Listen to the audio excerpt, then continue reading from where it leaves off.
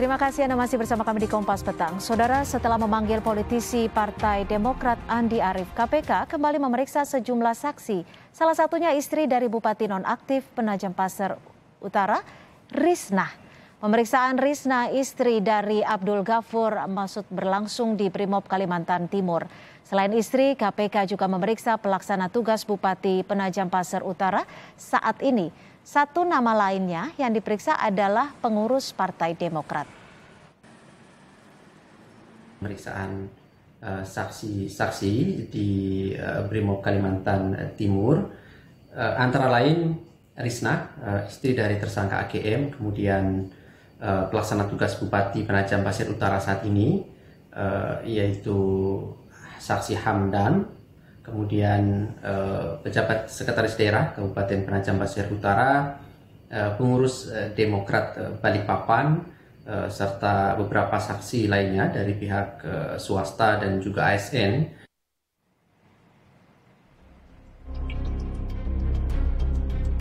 KPK melayangkan surat panggilan terhadap Ketua Bapilu Partai Demokrat Andi Arief terkait kasus dugaan suap melibatkan Bupati Penajam Pasir Utara Abdul Ghafur Masud pada Senin kemarin.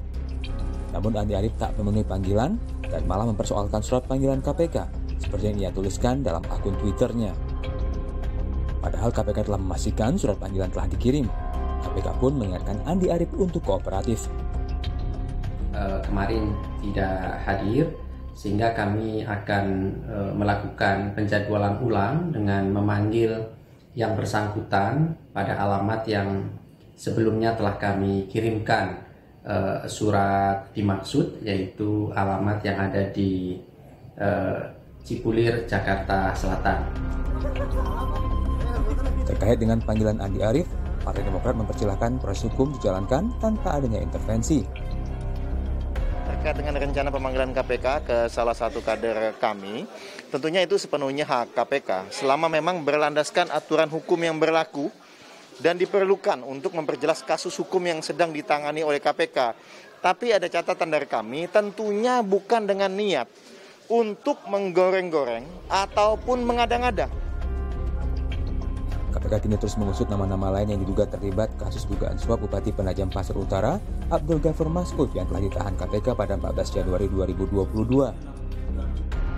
Kasus ini diawali dengan operasi tangkap tangan dengan bukti yang telah disita KPK, yaitu uang senilai 1,4 miliar rupiah.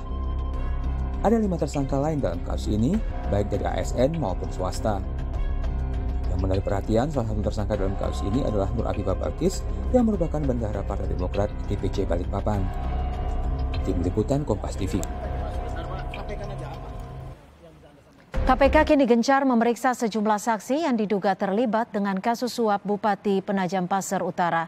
Untuk membahas kasus ini, kami sudah terhubung dengan pegiat anti korupsi dari LSM Laskar Anti Korupsi di Penajam Pasir Utara, Rohman Wahyudi.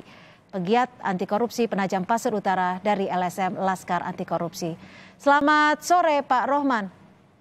Selamat sore. Assalamualaikum warahmatullahi wabarakatuh.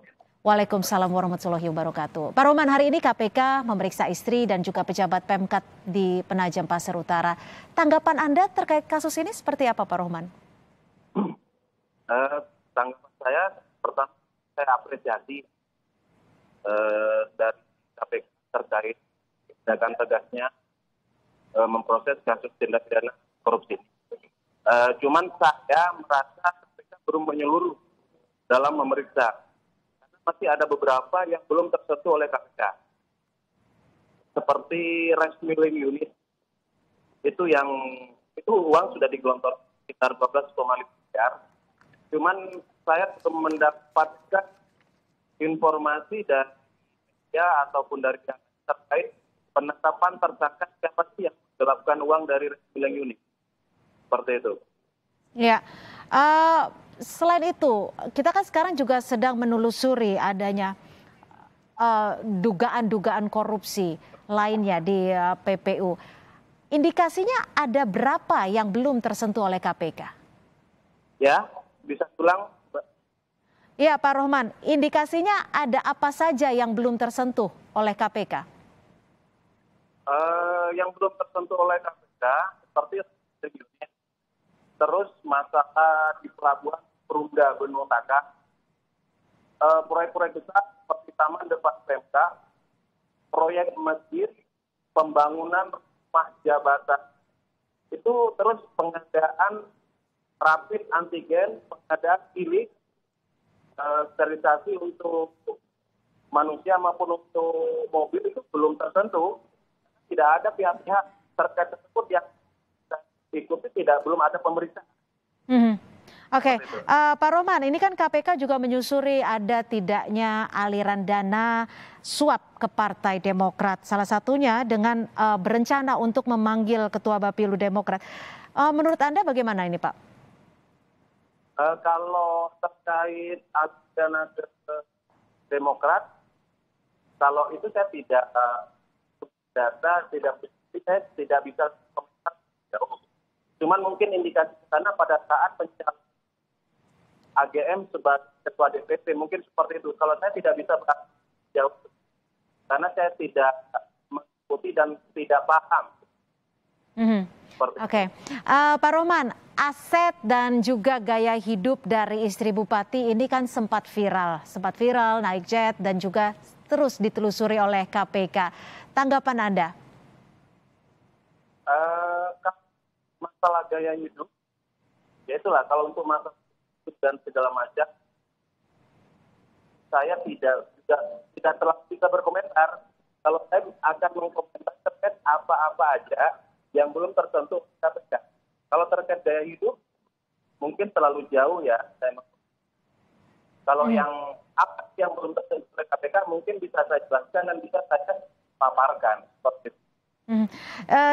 Ini kan dugaannya Anda menyebut bahwa ada sejumlah proyek yang memang belum disentuh oleh KPK.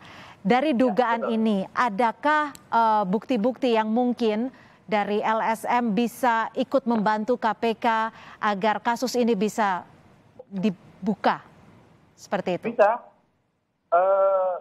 Ada beberapa data, beberapa laporan, ada beberapa keluhan dari masyarakat segala macam, itu kan mereka merasa beberapa tersentuh oleh KPK. Kenapa kok hanya satu orang kontraktor yang disasar oleh KPK dan hanya beberapa proyek disasar oleh KPK?